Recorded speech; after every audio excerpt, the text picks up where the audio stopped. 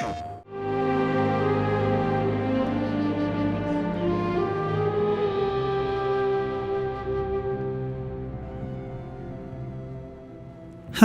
I'm Pablo Coma.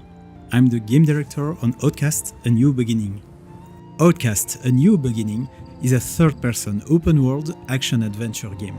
In it, you play Cutter Slade, a former Navy SEAL resurrected by mysterious forces to help liberate the planet of Adelpha from robotic invaders.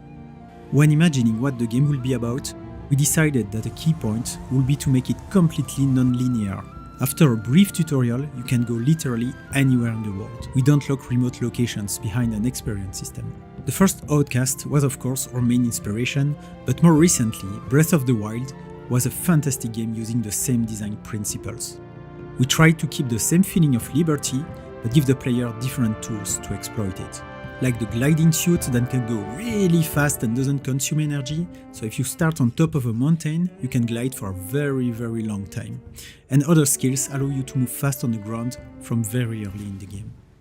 We have a big world of 64 square kilometers, and we believe it's a major part of the fun of the game to discover every corner of it. We hope being able to move fast will entice players to push the exploration of undiscovered areas. To progress in the story, you will have to help the Talents, the inhabitants of the planet you are on, to get rid of the invaders who are ransacking their lands and exploiting them. To do this, you will not only need to fight against these invaders, but also help the 7 different villages to solve their problems, and they will also help you in return. Could you do this again? Or no, even better, could you create some kind of smoking projectile? For example, in Sapa, the coastal village, you will discover by talking to villagers that the invaders have captured their beast tamer. That village relies heavily on flying animals for fishing and traveling. It also makes it hard for them to find food.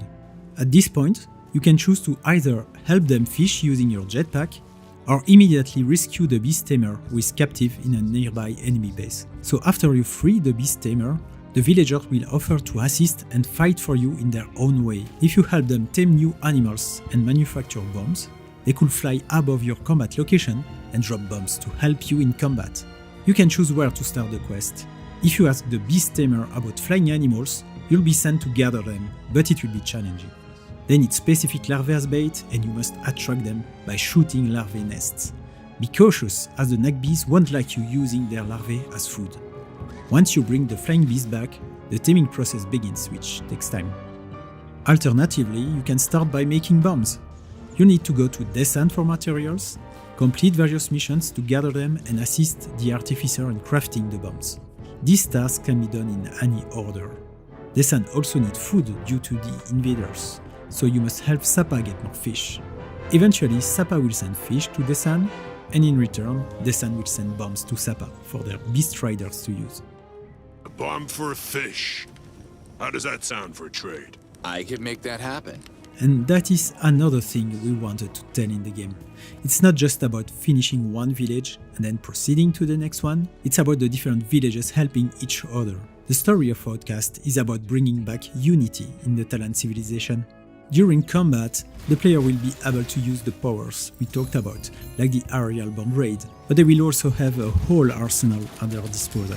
Once again, our main intention is to give the player as much freedom as possible. So we decided to not give them a closed set of weapons, but rather to allow access to a whole set of modules, allowing them to combine them in any possible way. While wandering the world, we'll come across various interesting locations. Essence shrines, asking you to follow an orb of light on a limited timer, Gork eruptions, where you will have to fight against corrupted creatures, and Rim trails, in which you will have to pay attention to the local flora to reach the end of the trail. Each of these will give you access to various rewards, like the precious blue Elydium, allowing you to improve your jetpack abilities. Outcast: A New Beginning is the sequel to a 1999 game.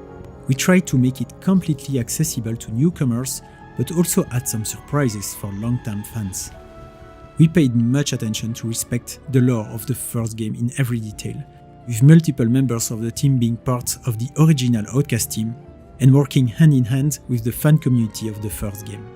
We hope newcomers will have a great time discovering the planet Adelpha and the Talent civilization, while old-time fans will be amazed to rediscover this world 25 years later and to dive back into it.